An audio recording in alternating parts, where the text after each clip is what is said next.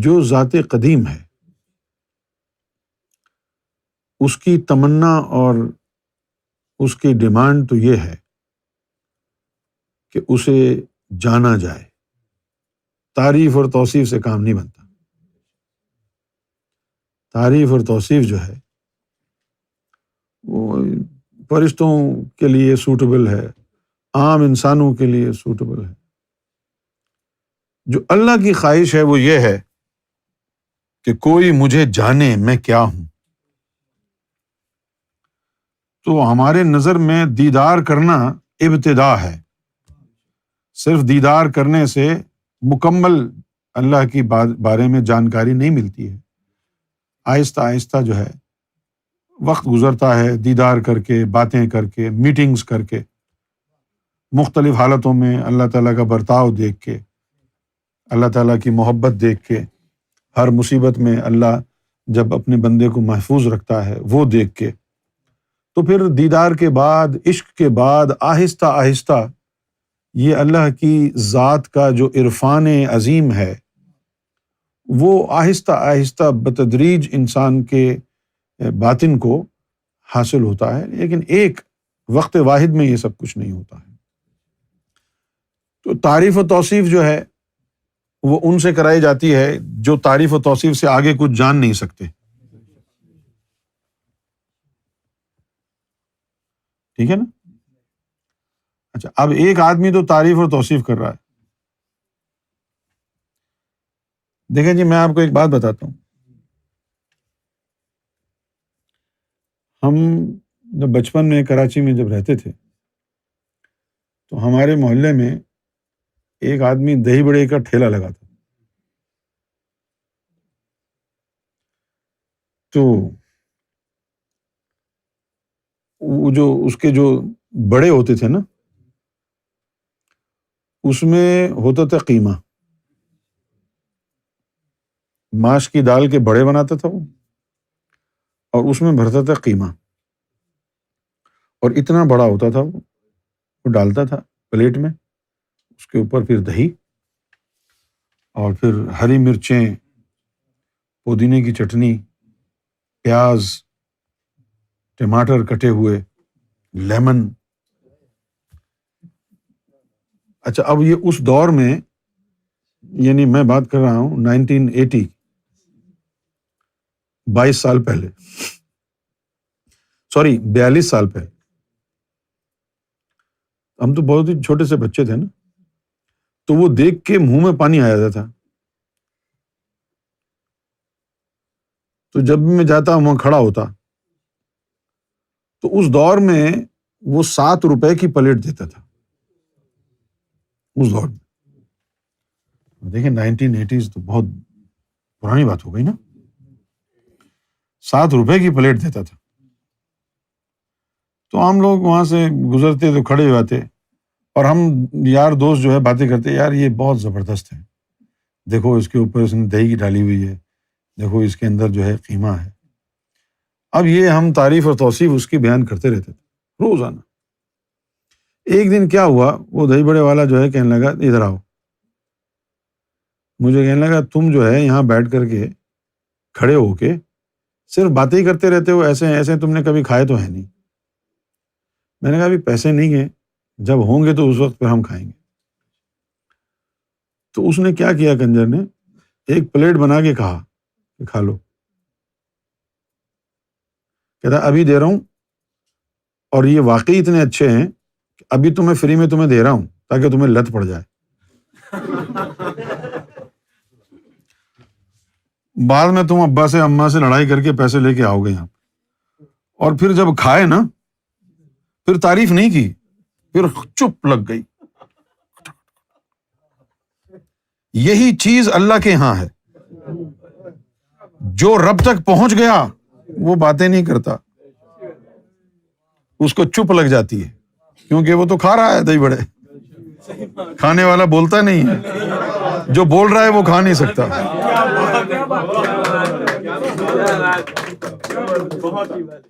جو کھا رہا ہے وہ بولتا نہیں ہے، اور جو بول رہا ہے وہ کھا نہیں سکتا. اسی طرح جو رب کو جان لیتا ہے وہ چپ کر کے حدیث اور قرآن سنتا ہے لیکن بولتا نہیں ہے کچھ بھی. اسی کو کہتے ہیں فکر. ایک تو ہوتی ہے نا حمد و ثنا بیان کرنا کہ تیری ذات اتنی بڑی ہے، تو ایسا ہے، تو ایسا ہے، جو فرشتوں کا کام ہے. اس کی تقدیس کرنا، اس کی حمد و ثنا بیان کرنا، ٹھیک ہے نا، یہ تو فرشتوں کا کام ہے. اگر انسان بھی یہی کام کرے تو انسان فرشتے میں کیا فرق رہ گیا؟ تو کہاں کا اشرف المخلوقات ہوا؟ جو جب آگے پہنچتا ہے تجھے پتا چلتا ہے ارے میں حمد و ثنا، ذکر فکر، ذکر قلب کے لیے تھوڑی پیدا ہوا تھا. نہ میں عالم ملکوت کی سیر کرنے کو پیدا ہوا، نہ میں بیت المعمور میں جا کے عبادت کرنے کے لیے پیدا ہوا، نہ میں سدرۃ المنتہا پر کھڑا ہو کر کے ادھر ادھر اس کے آثار دیکھنے کے لیے پیدا ہوا. ارے میں عرش الہی پر پہنچ جاؤں اس کام کے لیے کہاں پیدا ہوا تھا؟ اصل کام تو اب شروع ہوگا جب دیدار ہو گیا اس کا. اس کے بعد ہے ایک علم جس کا سوال مصطفیٰ نے کیا تھا صلی اللہ علیہ وسلم. جب نبی کریم صلی اللہ علیہ وسلم معراج شریف پر پہنچے، اللہ کے سامنے روبرو ہوئے تو فرمایا رب زدنی علما. وہ کون سا علم تھا؟ وہ یہی علم تھا کہ خدا کو پہچانے، اس کی فطرت کو جانے، اس کی شخصیت کو جانے، اس کے مزاج کو جانے، کیسا ہے وہ. یہ ہے خاص علم. آپ کہیں گے ہم کو دے دیں، میں کہوں گا کہ میں ای میل میں آپ کو بھیج دوں گا یہ علم، لیکن یہ بیکار کی بکواس ہوگی. یہ علم شروع ہوتا ہے دیدار کے بعد، لہٰذا کوئی کہے نہ کہ یہ علم دے دیں. دیدار جب ہو جائے گا آپ کو، خود ہی اللہ تعالیٰ آپ کو وہ علم وہاں سے آفر لگا دے گا کہ بھائی یہ لیفلیٹ اٹھا کے لے جانا. دیدار تو ہو گیا ہے. کیونکہ جب دیدار ہو جاتا ہے اللہ کا ولی کو تو وہ سمجھتا ہے کہ بس کہانی مک گئی ہے نا. پھر صدائیں آتی ہیں. حضور نے جو فرمایا تھا نا، کوئی ولی ایسا نہیں گزرا کہ حضور نے تو وہاں جا کے کہہ دیا تھا رب زدنی علما. اچھا اب کیا ہے وہاں پر؟ یہ آواز حضور کی گونجتی رہتی ہے عرش پر. جب بھی کسی کو دیدار ہوتا ہے نا اور وہ مڑتا ہے جانے کے لیے تو یہ آواز حضور کی گونجتی ہے عرش پر، رب زدنی علما، رب زدنی علما، رب زدنی علما. وہ بندہ کہتا ہے جی میں نے تو سب سے بڑی چیز دیدار حاصل کر لیا، یہ کیا ہے؟ پھر مڑتا ہے جی یہ کیا ہے؟ تو وہ دیدار کی خوشی ساری کافور ہو جاتی ہے کہ جی میں تو سمجھا کہ سب کچھ مل گیا، تو ابھی ایک نئی کہانی شروع ہو گئی. رب زدنی علما، رب زدنی علما، رب زدنی علما. ٹھیک ہے، اس کے بعد کچھ کو اللہ کہتا ہے کہ نہیں تجھ سے لنگ جاؤ، خیر ہے. بہت سے لوگوں کو یہ کہتا ہے ولیوں کو دیدار کے بعد، جب وہ آتے ہیں نا مڑ کے آواز سن کے تو کہتے ہیں نہیں تمہارے لیے نہیں، تم چلے جاؤ. اب آدمی کے اندر اور بے چینی، نہیں اللہ مجھے بتاؤ نا کیا ہے.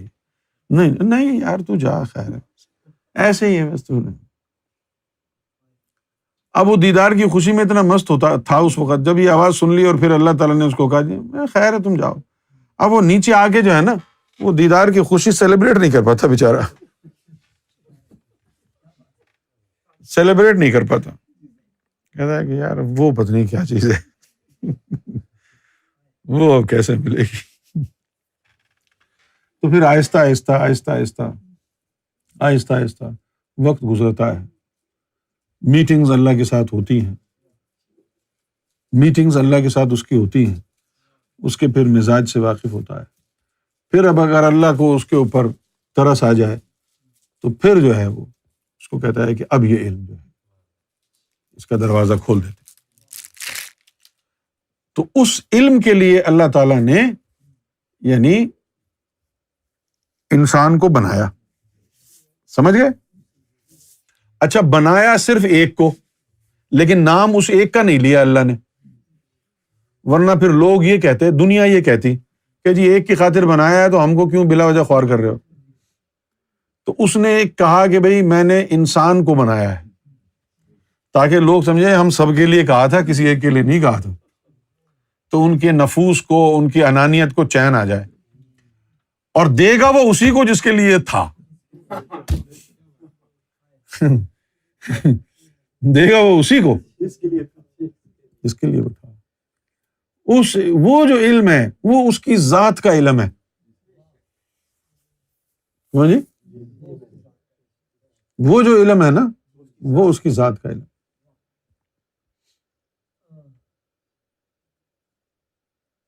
اچھا وہ علم کدھر ہے پھر؟ اب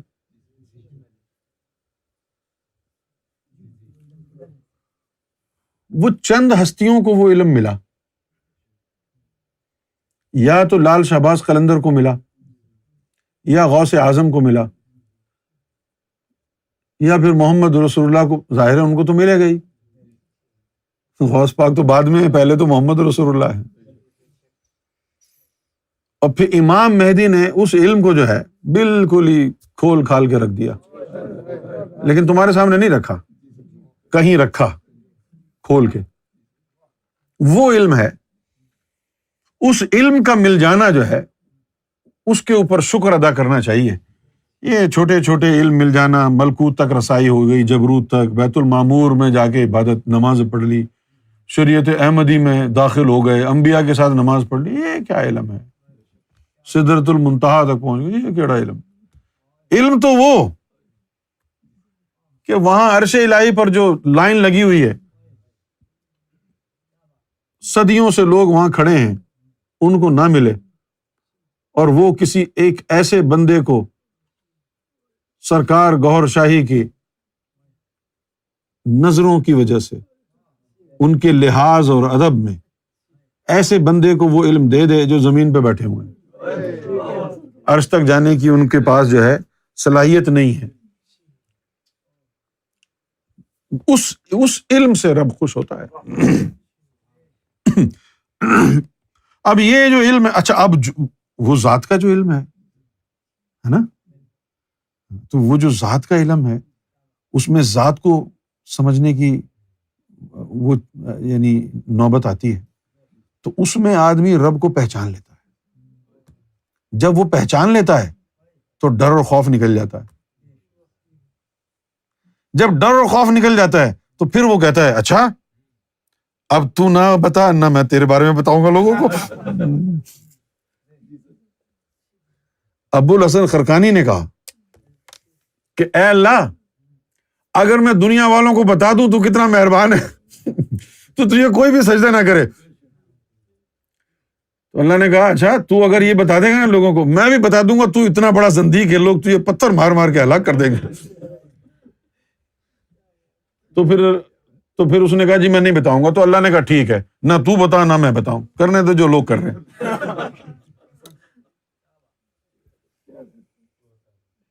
اور جن لوگوں کو پھر وہ اس کیٹیگری میں شامل کر لیتا ہے، پھر وہی کہتے ہیں کہ اللہ مونچھوں والا ہے، میں اللہ کے ساتھ کبڈی کھیل کے آیا ہوں، میں نے یہ کیا، میں نے وہ کیا، سمجھے؟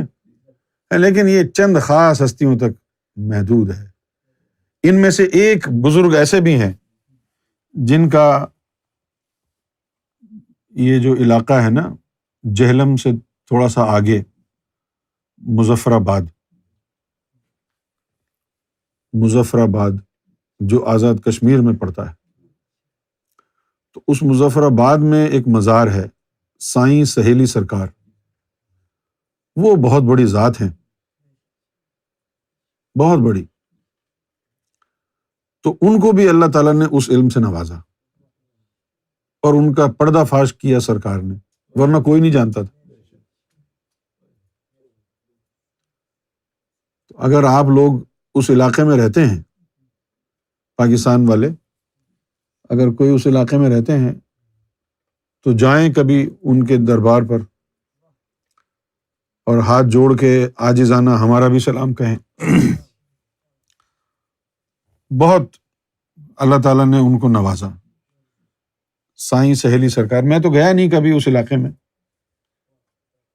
لیکن میں نے سنا ہے کہ وہ مظفر آباد میں ہے، یا تو مظفر آباد میں ہے یا کوٹلی میں ہے. کوٹلی بھی ادھر ہی ہوگا، غفور بھائی کو پتا ہوگا. مظفر آباد کے قریب ہی ہے. یہ مزار کہاں پر ہے؟ یہ مظفر آباد میں. اچھا، ہمارے پنڈ سے کتنا دور ہے؟ قریب ہی ہوگا گجرات سے، 2.5-3 گھنٹے۔ جہلم سے اور قریب ہوگا، ہاں، تو جہلم سے یہ کشمیر بالکل نزدیک ہے۔ معین الدین گوہر